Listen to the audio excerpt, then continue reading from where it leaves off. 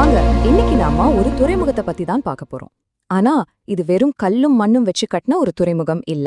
இது India, Iran, America இந்த 3 நாடுகளோட கனவுகள், லட்சியங்கள், மோதல்கள்னு எல்லாத்தையும் ஒன்னா சேர்த்து பின்னப்பட்ட ஒரு பெரிய புவிசார் அரசியல் வலை.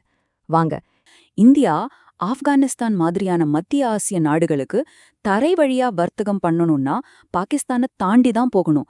இதுதான் இந்தியாவுக்கு முன்னாடி இருந்த மிகப்பெரிய சவால்.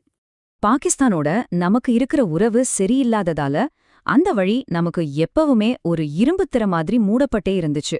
இதனால இந்தியாவோட வர்த்தக கனவுகள் பல வருஷமா முடங்கி கிடந்துச்சு. இந்த இக்கட்டான சூழலுக்கு இந்தியா கண்டுபிடிச்ச ஒரு சூப்பரான புத்திசாலித்தனமான தீர்வுதான் ஈரான்ல இருக்கிற சபஹார் துறைமுகம். இதுதான் இந்தியாவோட தங்க நுழைவாயில். சபஹார் ஏன் அவ்வளவு ஸ்பெஷல்னு பாத்தீங்கன்னா, அது பல வழிகள்ல நமக்கு உதவுது. ஒன்னு, பாகிஸ்தானை சுத்தமா பைபாஸ் பண்ணிடலாம்.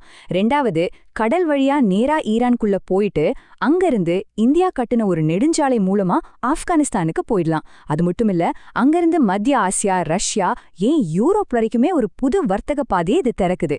இது இந்தியாவின் கனவு திட்டமான சர்வதேச வடக்கு தெற்கு போக்குவரத்து வழித்தடத்தோட இதயம்னே சொல்லலாம்.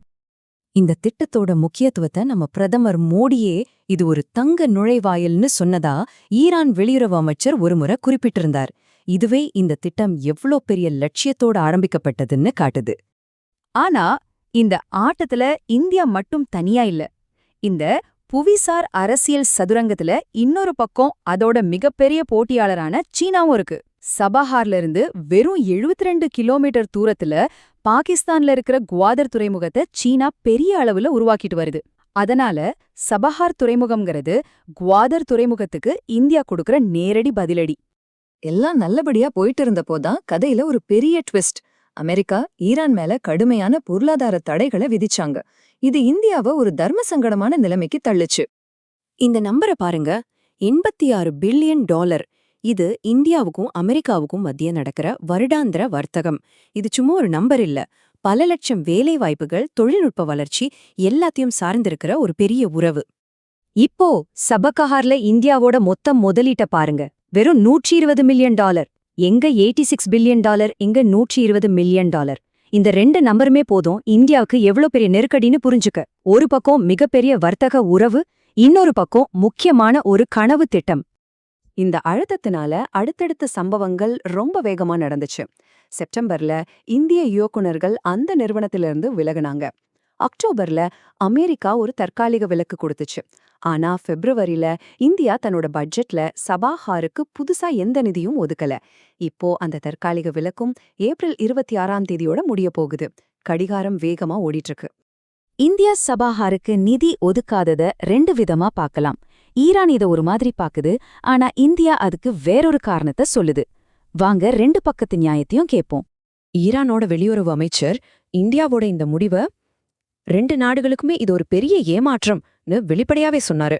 இது 2 நாட்டு உறவுலயும் ஒரு சின்ன விரிசலை உண்டாக்குச்சு.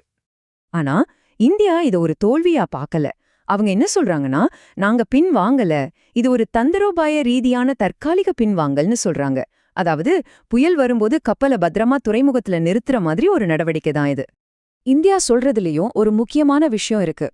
அவங்க முதலீடு பண்ண வேண்டிய $120 மில்லியன் ஏற்கனவே பண்ணிட்டாங்க. துறைமுகம் வேலை செய்ய தயாரா இருக்கு. இப்போதைக்கு நிர்வாக பொறுப்பிலிருந்து தான் விலகுறாங்களே தவிர திட்டத்தையே கைவிடல. நிலைமை சரியானதும் திரும்பவும் முழு வீச்சுல செயற்படலாம். இது ஒரு தற்காலிக இடைநிறுத்தம் மட்டும்தான். இந்த ராஜதந்திர பிரச்சனை இப்படியே போயிட்டு இருந்தப்போதான் யாருமே எதிர்பார்க்காத ஒண்ணு நடந்துச்சு. இந்த நெருக்கடி ஒரு நிஜமான போர் நெருக்கடியா வெடிச்சது. பிப்ரவரி 28, 2026ல ஆட்டத்தோட விதிகளே மொத்தமா மாறிடுச்சு. ஆபரேஷன் எபிக் ஃபியூரிங்கிற பேர்ல அமெரிக்காவும் இஸ்ரேலும் சேர்ந்து ஈரான் மேல ஒரு பெரிய ராணுவ தாக்குதலை தொடங்குனாங்க. அவங்களோட நேரடி நோக்கம் ஈரானோட ராணுவத்தையும் அரசியல் தலைமையையும் பலவீனப்படுத்துறதுதான். இங்கிருந்துதான் பிரச்சனை ஒரு புது அபாயகரமான கட்டத்துக்கு போச்சு. ஈரான் சும்மா இருக்கல, சில மணி நேரங்களிலேயே பதிலடி கொடுத்தாங்க. வளைகுடா பகுதி முழுசும் இருந்த அமெரிக்கா மற்றும் இஸ்ரேலிய இலக்குகளை தாக்குனாங்க. இப்போ இது ஒரு பிராந்திய போரா விரிவடைஞ்சிருக்கு. இது இந்தியாவை எவ்ளோ பெரிய சிக்கல்ல மாட்டி விட்டுருக்குன்னு நம்மால பார்க்க முடியுது. சபஹார் பாகிஸ்தானை தவிர்த்து மத்திய ஆசியாவுக்குள்ள நுழைய இந்தியாவுக்கு கிடைச்ச ஒரு தங்க நுழைவாயில். ஆனா இப்போ இந்த போரோட நிழல்ல அந்த நுழைவாயில் ஒரு நிரந்தரமான முட்டுச்சந்தா மாறிடுச்சா? இதுதான் இன்னைக்கு நம்ம முன்னாடி இருக்கிற மிகப்பெரிய கேள்வி.